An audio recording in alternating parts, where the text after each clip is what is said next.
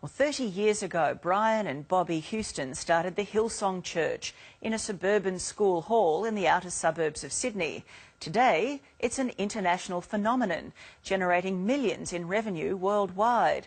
But serious questions are now being asked about what Hillsong is spending all that money on and why it's allowed to get away without paying any tax. You say you're rich and have need of nothing. They want to build the biggest church in the world. This is a rich, rich church. Money is a corrupting thing, and the love of money destroys families, it destroys homes. That you have an eternal hope, that heaven is your home, and what a powerful promise that is. What could you do with 55 million? God, what we could do with that. When you claim you're from God, what other higher authority can you work with? They say they're not doing the wrong thing, just prove it. There's money to be made in Jesus, lots of it. One cash offering of $7.7 million. And the best part is, it's all tax-free. Everybody say taxes. Who wouldn't like to start up an organisation that gives you eternal life and freedom from taxes as well? Tonight, the truth about the Hillsong Church and how they're taking ordinary Aussie taxpayers for a ride. People are really starting to ask questions about why they're going to work and paying tax, and, you know, these guys are going to work and not paying any at all. We'll reveal the tax-free millions this mega church is making, the lavish lifestyles of its founders, Brian and Bobby Houston, and we've got the documents that show where all the money is really going. This is part of a big, big worldwide movement which is really preying on people's greed and their need for some sort of spiritual salvation. If there's any such thing as God's country, then this is it. This is Baulkham Hills in Sydney's northwest.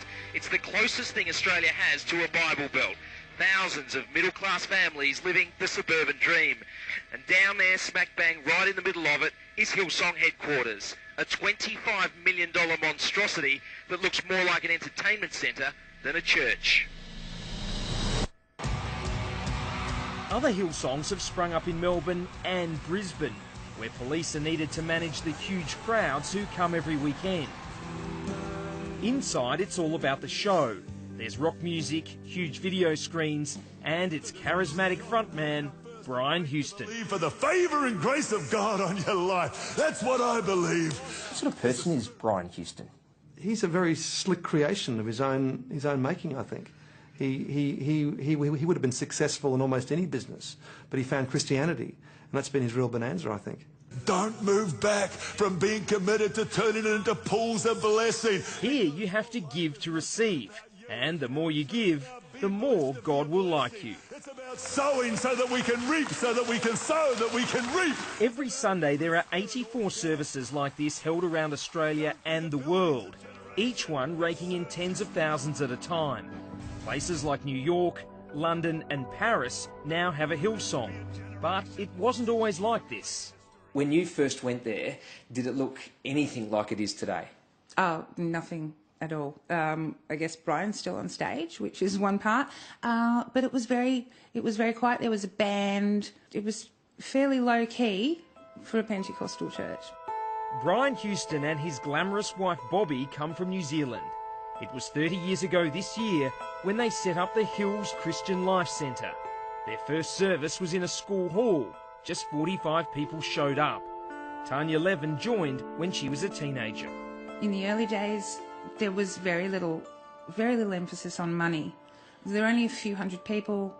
There were working class families, most of them, and it wasn't a focus at all. The Hills Christian Life Centre would become Hillsong, where these days the talk is often about money and membership. It's learn how to attract people. It's amazing how your finances will grow. Brian Houston even wrote a book called You Need More Money. There's a constant call for funds to expand his church and his empire. How generous are you? How generous are you? They're very explicit about what they want. They want to recruit more people, and they want to raise as many funds as possible, because the more people that you have in, the more opportunity to fundraise. Don't give in a sense of like, well, what I did last year, how about let's have a new way of giving. For instance... It's Sunday morning and we're undercover at this Hillsong service. Within minutes, the talk turns to money.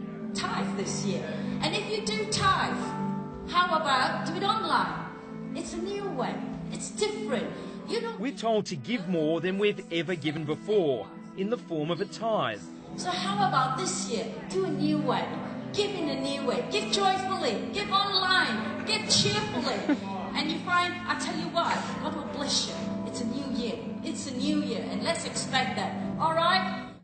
What's the idea behind tithing and where does it come from? 10% of your pre-tax income, whatever that is. It's this idea that if you don't give, you're robbing God. And you don't want to rob God, do you?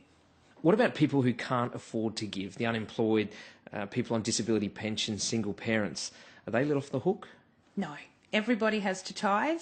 They will tell you that it goes back to Adam and Eve in the Garden of Eden, and that's why Cain killed Abel, because he didn't tithe.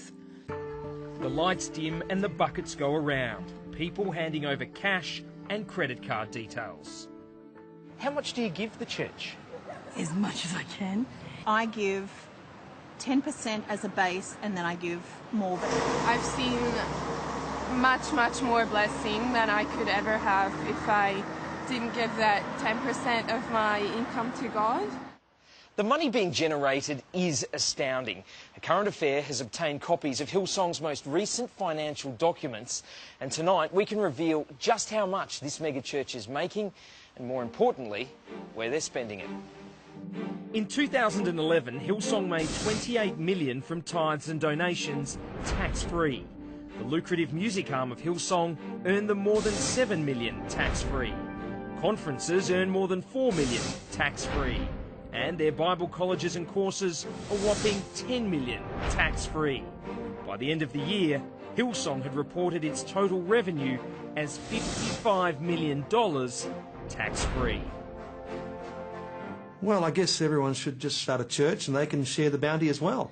But I think in the meantime, people should feel genuinely a bit perplexed, maybe even outraged about this. Hillsong takes advantage of an antiquated piece of legislation which says if you're a religion, it's the same thing as a charity, therefore you don't have to pay any tax. Investigative reporter Adam Shan from the Australian newspaper believes it's time Hillsong's tax-free status was reviewed. Got an entity that really looks like a corporation, acts like a corporation, pays its staff like a corporation, yet is a not-for-profit religious organisation. Something wrong with that. So just how much does Hillsong give to charity?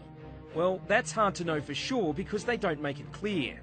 But according to the records we've obtained, in 2011, Hillsong paid $5.5 million to missions and overseas aid, although it doesn't explain what they are. We do know that its program called Life Aid Australia spent just $944,000, and another program to alleviate poverty and suffering around the world just $144,000. Remember, this from a total revenue of $55 million. Why can't we know exactly how it was spent? Why can't we ask that question? Because they won't tell us. The law protects them. They can do whatever they want. I don't have a problem with what church does with the finance that I give to it, because I trust their heart. Do you believe that the money that you give goes to help other people? I do. Help those in need? I do. Help the poor? I do. Look, Hillsong is full of well-meaning, decent people who are caught up believing that they are contributing to the community, that they're helping other people. But I guess they don't realise they're just helping Hillsong. What did Jesus say about money? He had all these problems with people with money, you know, and used to talk about, sorry, I get a bit upset, but he used to talk about sit up the back and don't promote yourself and don't all this sort of stuff, but feed my sheep. And that's what we try to do here. While Brian Houston does a lot of talking, the Reverend Bill Cruz does a lot of doing. Every day, his Loaves and Fishes restaurant in Western Sydney serves up 1,000 free meals to those who can't afford one. We live hand to mouth, just like these people. We live hand to mouth. And if we had millions of dollars coming through, we'd spend it, because this is for, these people who come here are the poorest of the poor, the most needy, the most distressed. They're homeless, they're in and out of hospital, they're sick, all of these sorts of things. They need all this hope. Bill Cruz believes that unless Hillsong spends its money directly on charity, then it should be made to contribute like the rest of us. Well, I think it should be taxed. If it doesn't go to help the poor, the amount of money that come in should be taxed like anything else. It's a business just like anything else. As the corporate prayer of believers together. It's not just Hillsong. Phil Pringle's C3 Pentecostal Church pulled in $13 million in Sydney alone. Scientology earned $17 million, and the Seventh-day Adventists $70 million in the South Pacific region. Every year, more than $30 billion leaks out of the tax system to these not-for-profits, or the expense of these not-for-profits. At this time, where we're in, deficit budgets, and we're seeing hospitals, roads, schools, their budgets being cut, this is money that could be going towards that. And I don't think it would harm Hillsong or any of the other churches to pay their fair whack like everybody else does, or at least should do in this system. It says, render therefore to all their due. Taxes. Everybody say taxes. Taxes, to whom taxes are due. How would you describe the lifestyle of Brian and Bobby Houston? Oh, it's got to be just short of Jana Reinhardt. It's a luxurious lifestyle. It's an international, cosmopolitan, celebrity lifestyle. Brian rides a Harley and travels the world earning money for his ministry. When Brian Houston goes to speak at foreign churches, he's given what they call love offerings, which often can be, piles of cash that he carries away in a suitcase. The tax office has no idea about that. He's not asked to account for that in any way. Not only are Brian and Bobby Houston living luxury lifestyles, they're also working the system to pay as little tax as possible. And here's how they're doing it. They've set up an entity called Leadership Ministries Incorporated, or LMI, and it has tax-free status. The Houstons own 2 properties and they sold them to LMI, so it doesn't have to pay any tax on them. Brian Houston has previously confirmed that he's paid $150,000 to be a pastor at Hillsong. Any money that he donates from that into LMI is tax-free. And then, of course, there's all that other money that he earns preaching around the world and selling all his books and DVDs. That all goes into LMI, you guessed it, tax-free. Depending on its balance each year, but at times it's been $1 million tax-free expense account for the Houstons. Do you think they're entitled to that tax-free lifestyle? Of course not. It's quite similar to a pyramid scheme where they're making money out of other people's hard work, and the more people they can have under them working for them to promote them, the more they profit, and they profit hugely, and they profit internationally as well. Brian Houston says that the church belongs to God, that it's overseen by God, it's all God's will and so forth, but that's not good enough. For the average taxpayer, they want to know that the ATO's had a look as well, not just God. For the record, Brian Houston has previously said he and Hillsong staff pay personal income tax.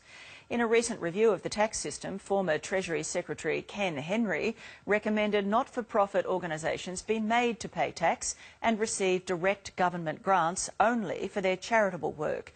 The government has recently released a discussion paper that proposes revenue made by religious organisations like Hillsong is taxed. What do you think? Should Hillsong and other not-for-profit organisations be made to pay tax on profits that do not go directly to charity? Join the conversation on Twitter, Facebook, or do send us an email.